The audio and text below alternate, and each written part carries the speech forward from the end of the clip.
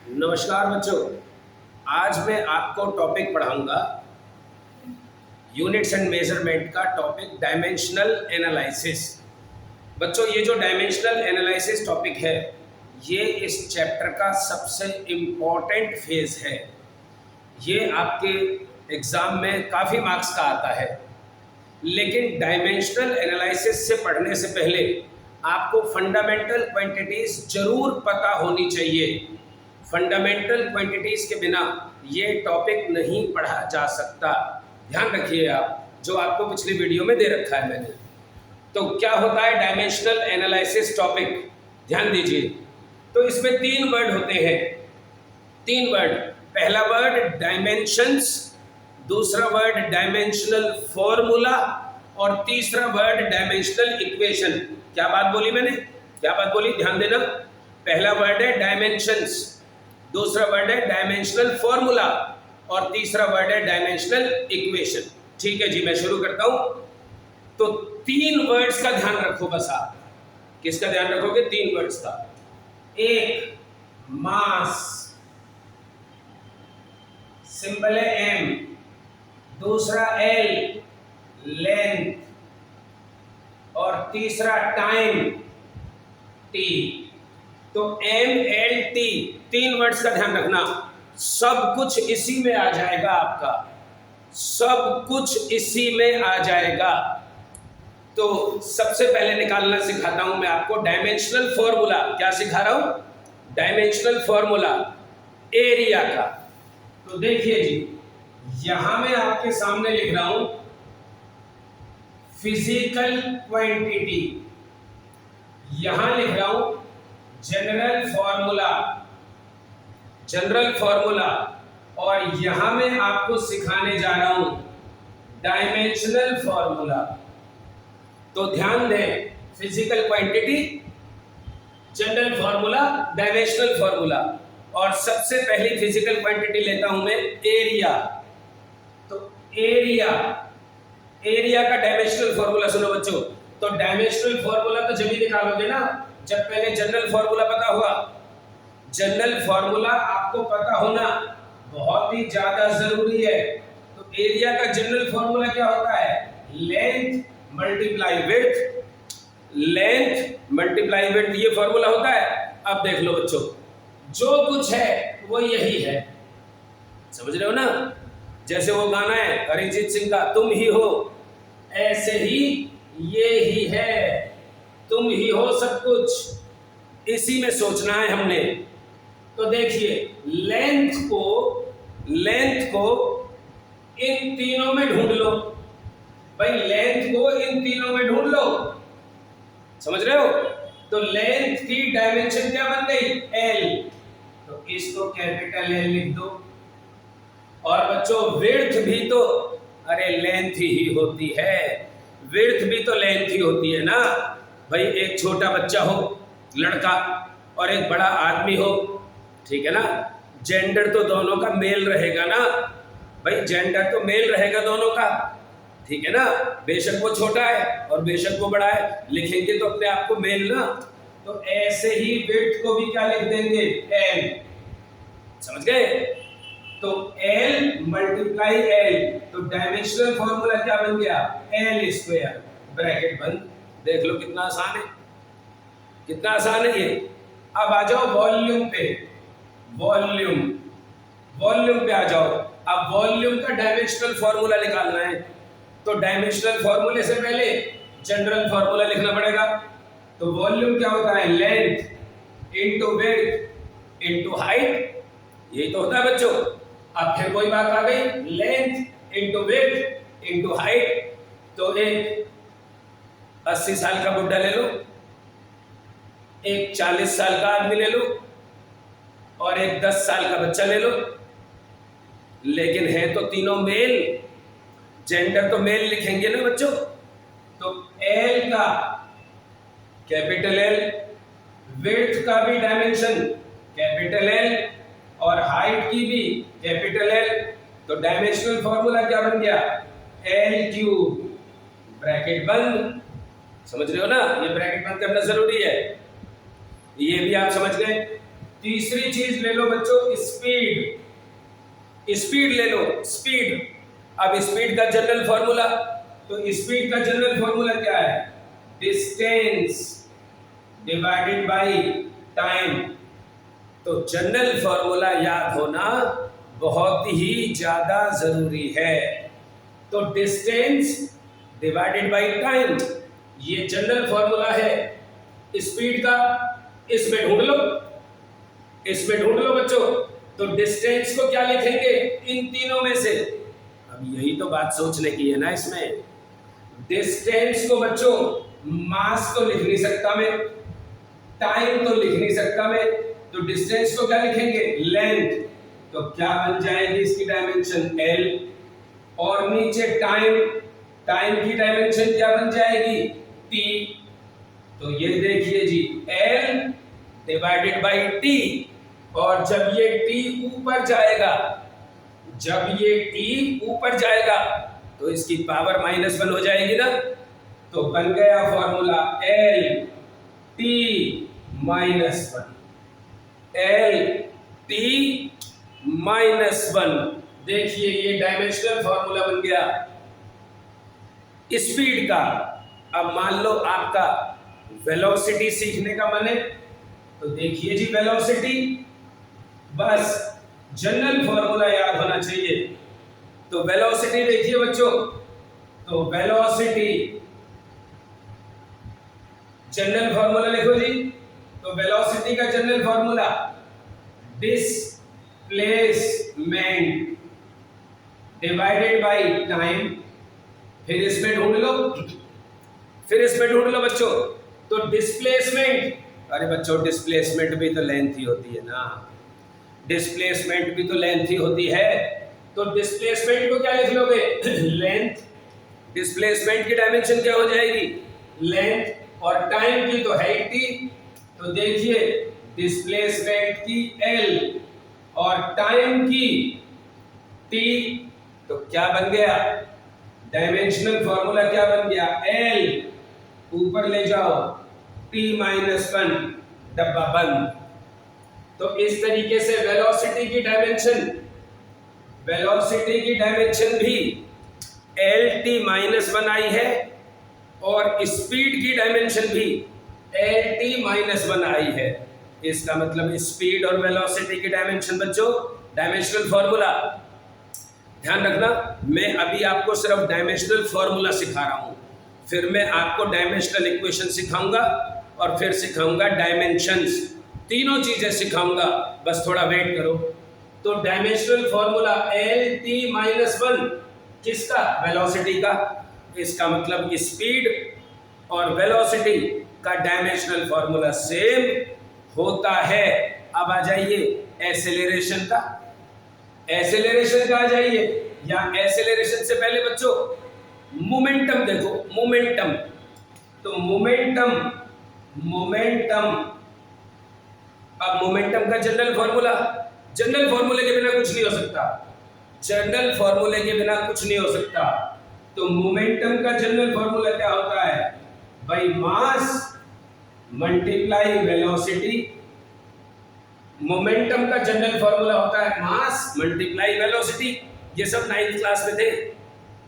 तो मास multiply velocity, तो बच्चों मास की डायमेंशन क्या लिखेंगे? m।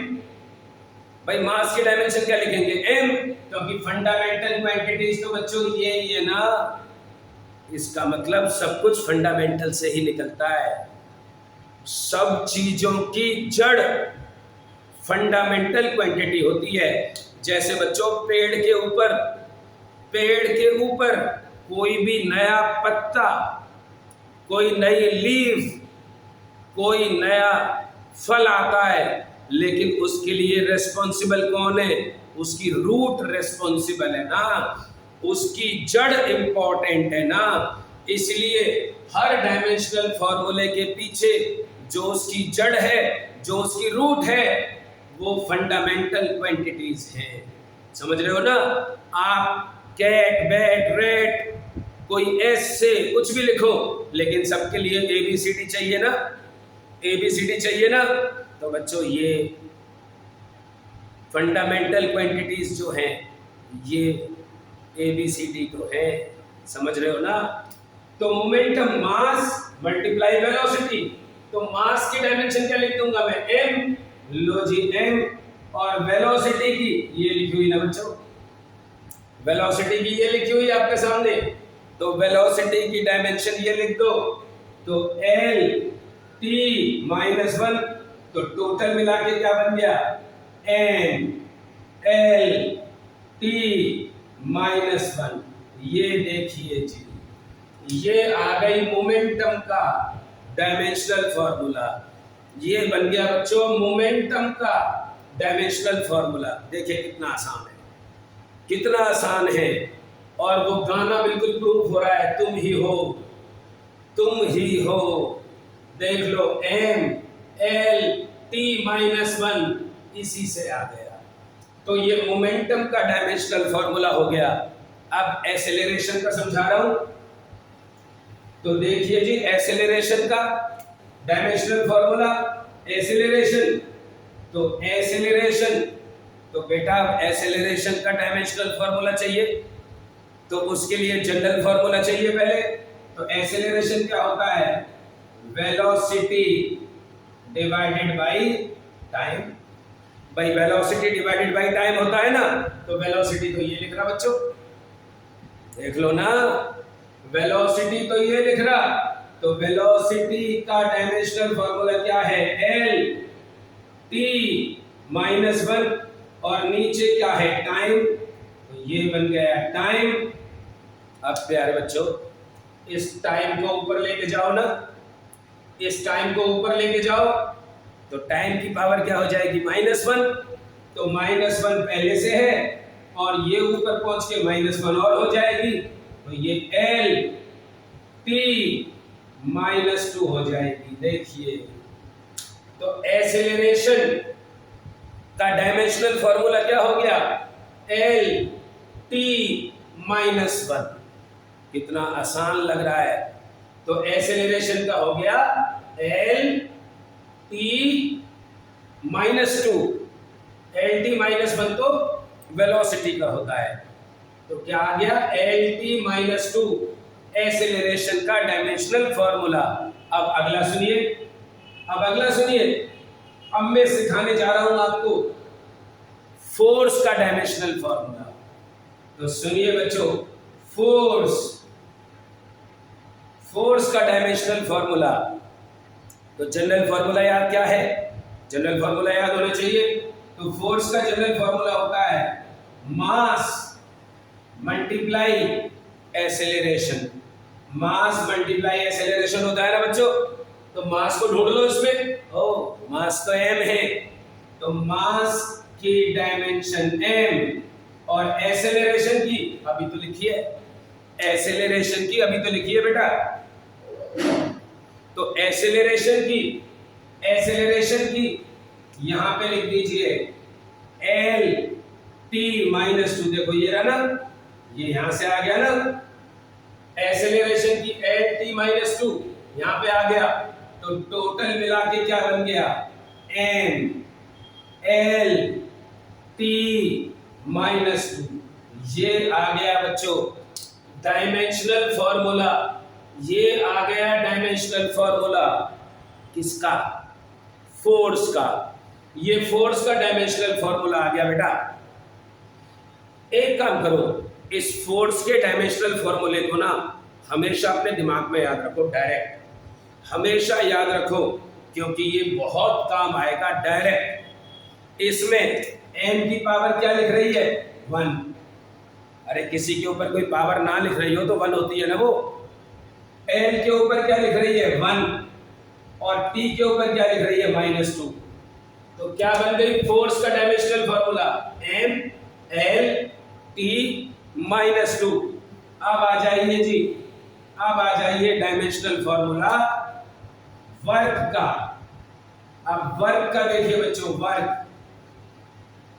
वर्क का डायमेंशनल फॉर्मूला देखिए, तो वर्क का डायमेंशनल फॉर्मूला से पहले जनरल फॉर्मूला, तो वर्क क्या होता है, फोर्स मल्टीप्लाई डिस्टेंस, तो फोर्स मल्टीप्लाई डिस्टेंस, वर्क का जनरल फॉर्मूला।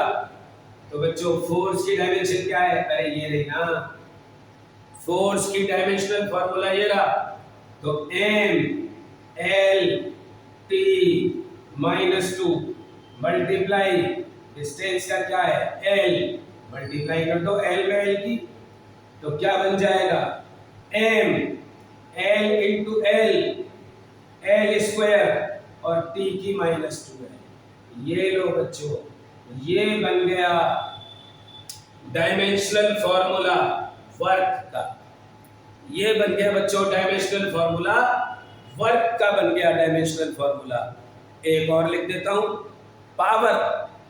पावर देखिए जी, अब मान लो पावर आ रही है, पावर का डायमेंशनल फॉर्मूला लिखना है तो फिर जनरल फॉर्मूला यूज होगा।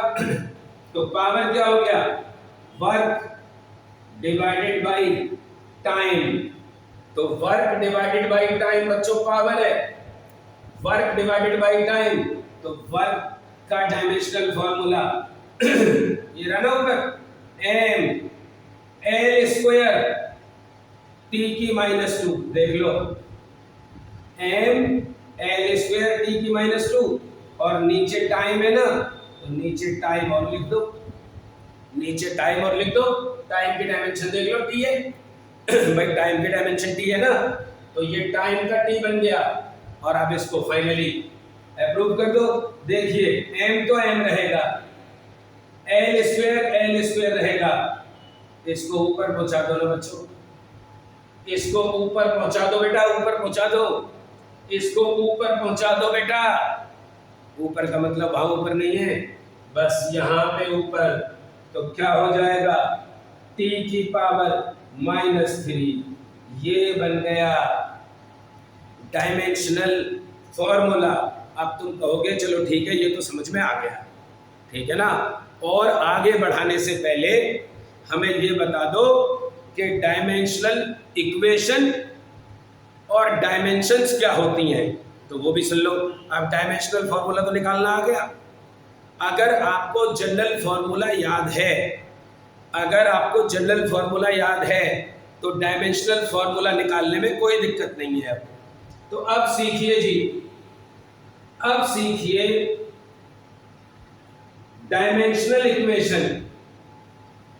अब देखिए साहब, डायमेंशनल इक्वेशन, तो बेटा फोर्स का क्या था डायमेंशनल फॉर्मूला?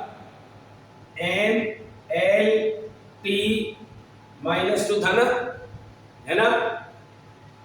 तो अगर आप ऐसे करके लिखते हो, ऐसे करके लिखते हो, ध्यान दो, डायमेंशनल फॉर्मूला, डायमेंशनल इक्वेशन और डायमेंशंस। अब सीख लेना डिफरेंस, बहुत काम की बात है ये। तो डायमेंशनल फॉर्मूला तो आपको पता है फोर्स का क्या है, M_L_T-2 डब्बा बंद, है ना। तो डायमेंशनल फॉर्मूला तो ये रहा। तो डायमेंशनल इक्वेशन कैसे लिखेंगे बच्चों? डायमेंशनल इक्वेशन कैसे लिखेंगे?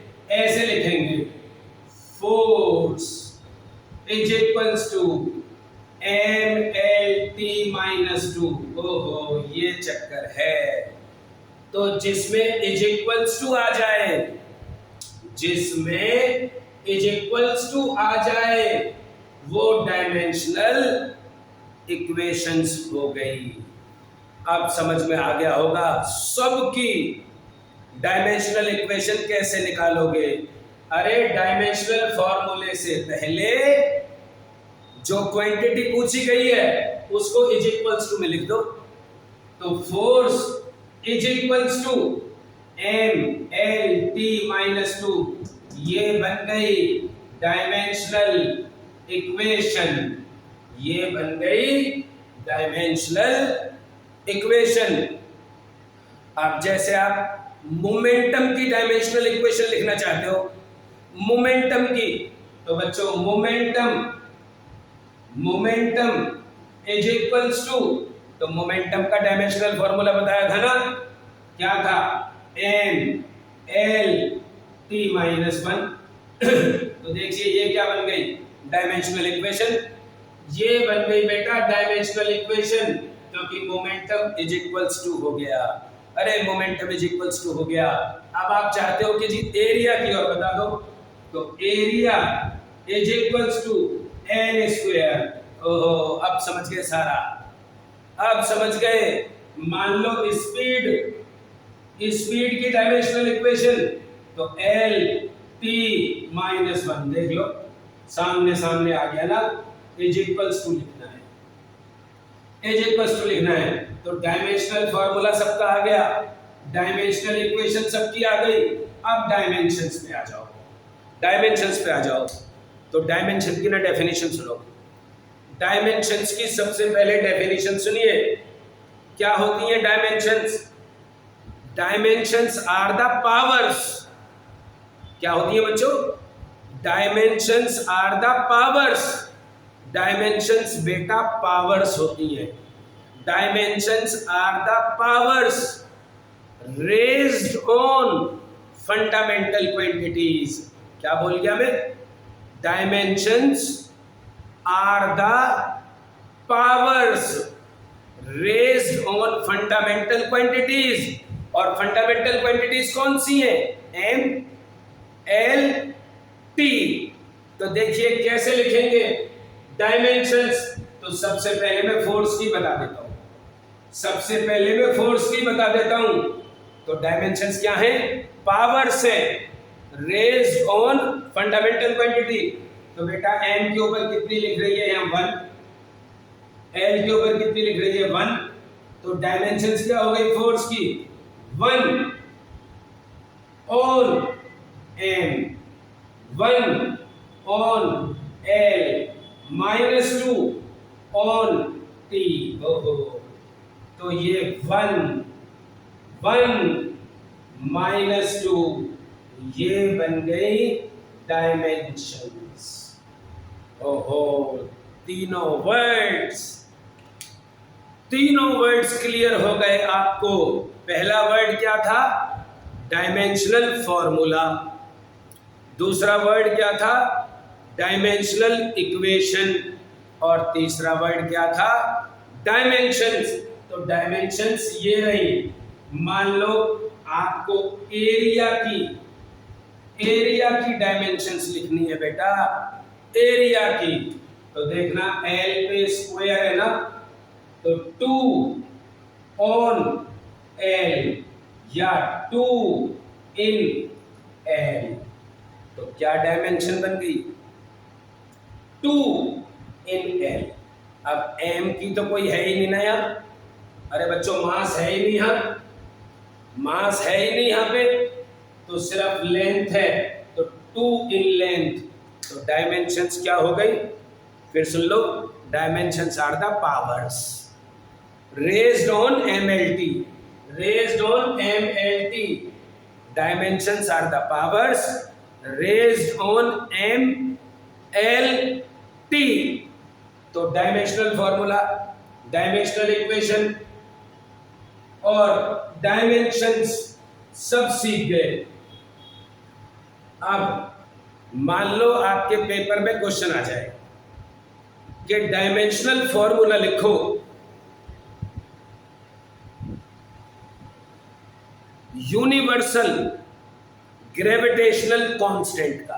तो देखिए बच्चों, universal gravitational constant capital G, क्या लिखना है इसका? Dimensional formula. तो फिर वही बात, जनरल फॉर्मूला याद होना चाहिए। देखिए अगर जनरल फॉर्मूला याद नहीं है तो नहीं हो पाएगा। तो डायमेंशनल फॉर्मूला किसका चाहिए? यूनिवर्सल ग्रेविटेशनल कांस्टेंट जी का। तो फॉर्मूला क्या होगा इसका? F is equals to capital G m1 m2 और बीच में डिस्टेंस का square by G m1 m2 divided by distance का स्क्वायर। क्लास 9th में ये फॉर्मूला है।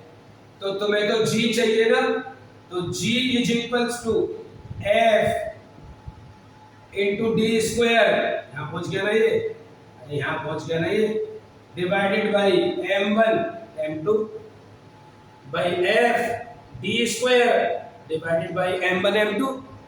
और अब बच्चों सीधा लिख दो, सीधा लिख दो F का डायमेंशनल फॉर्मूला MLT -2। मैंने आपको कहा था ना F को याद कर लो, फोर्स का डायमेंशनल फॉर्मूला याद कर लो बेटा, फोर्स का डायमेंशनल फॉर्मूला याद कर लो, सब आ जाएंगे। तो देखिए फोर्स का तो ये है, अब D क्या है, डिस्टेंस, D तो डिस्टेंस है, तो डिस्टेंस का भी स्क्वायर है, तो क्या हो जाएगा L का स्क्वायर और नीचे M1 M2, M1 M2 क्या है, मासेस, M1 M2 तो मासेस है ना, तो M इंटू M स्क्वायर हो जाएगा, एक M से एक M काट दो भाई, एक M से एक M काट दो, इस M को ले जाओ ऊपर, अरे अब ये नीचे से ऊपर ले जाओ ना, तो क्या बन गया M की -1, देख लो ना ये ऊपर ले गए, इसको ऊपर लेके जाओ ना तो -1 हो जाएगा। L की पावर कितनी है यहाँ 1 और L की यहाँ क्या है 2, L की क्या बन गई 3।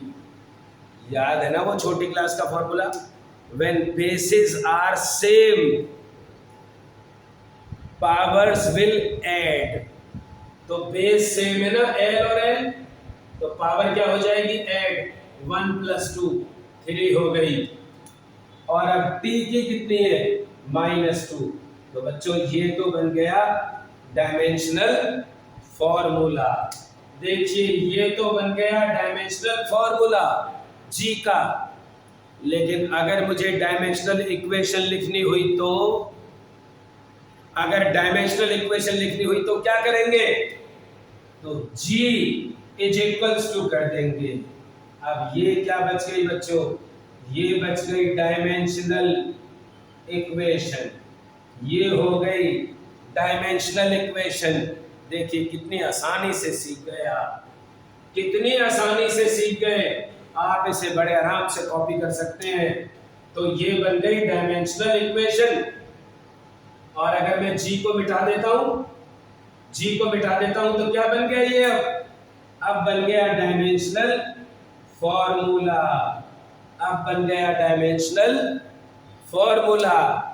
और मुझे खाली डायमेंशंस लिखनी हो तो मुझे खाली कैपिटल G की, यूनिवर्सल ग्रेविटेशनल कांस्टेंट की खाली बच्चों डायमेंशंस लिखनी हो तो तब मैं क्या करूंगा, तब देखिए मैं क्या करूंगा, मैं ये करूंगा M के ऊपर -1 है ना, तो -1 on M, 3 on L, -2 on T, तो -1 3 -2 हो गया ना बच्चों, ये हो गई डायमेंशंस।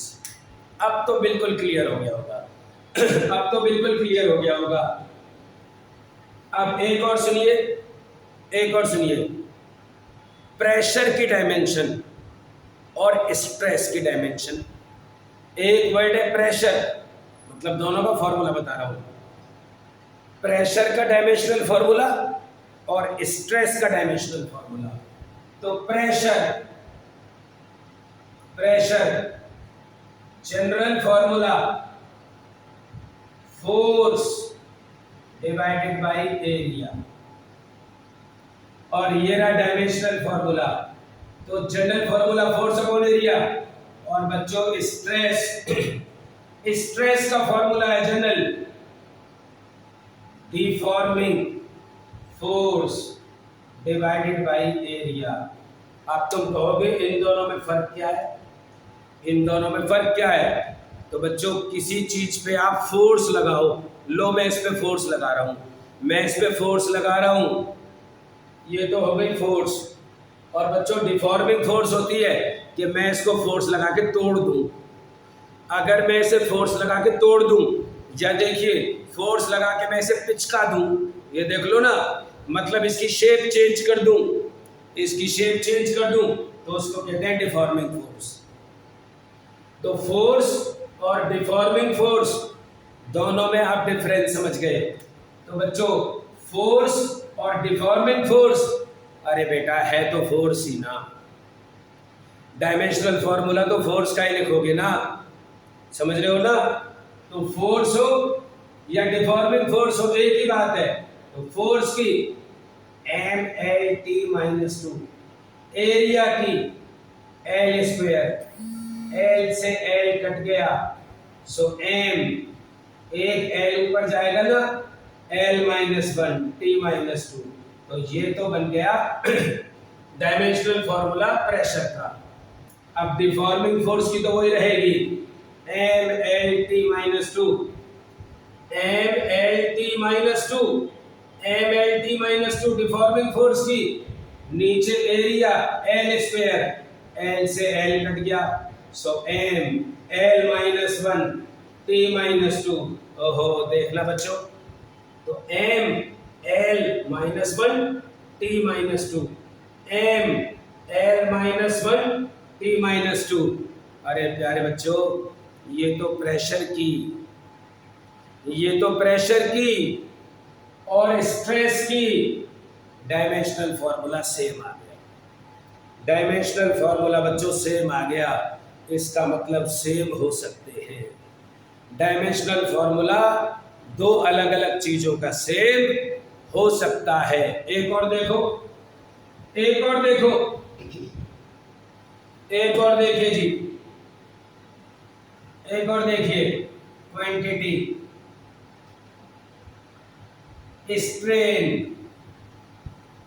स्ट्रेन। तो बच्चों स्ट्रेन का जनरल फॉर्मूला, ये जी है बच्चों, जी है ये जी, जनरल फॉर्मूला। तो स्ट्रेन का change in length divided by original length, तो change in length divided by original length. अब प्यारे बच्चों, अरे चेंज इन लेंथ छोटी सी होगी ना, चेंज इन लेंथ छोटी सी होगी ना, लेंथ बड़ी होगी। अरे तो बेटा छोटी हो या बड़ी, फिर वही बात आ गई, छोटा बच्चा लड़का और बड़ा आदमी, जेंडर तो मेल ही रहेगा ना, जेंडर तो बेटा मेल ही रहेगा। तो चेंज इन लेंथ की भी डायमेंशन क्या हो गई l, और ओरिजिनल लेंथ की भी क्या हो गई l, l से l कट गया, तो नो डायमेंशंस। और बच्चों नो डायमेंशंस को m की 0, l की 0 और t की 0 भी लिख देते हैं। m की 0, l की 0, t की 0। तो ये आप स्ट्रेन समझ गए, स्ट्रेन का डायमेंशनल फॉर्मूला समझ गए। अब आ जाओ एक और, Young's modulus. Young's modulus YOUNG, Young's modulus, इसकी पूछ लेते हैं बच्चों डायमेंशन पेपर में। यंग्स मॉड्यूलस डायमेंशन फॉर्मूला निकालने में तो दिक्कत आएगी नहीं, जनरल फॉर्मूला याद होना चाहिए। तो बच्चों इसका जनरल फॉर्मूला है स्ट्रेस डिवाइडेड बाय स्ट्रेन।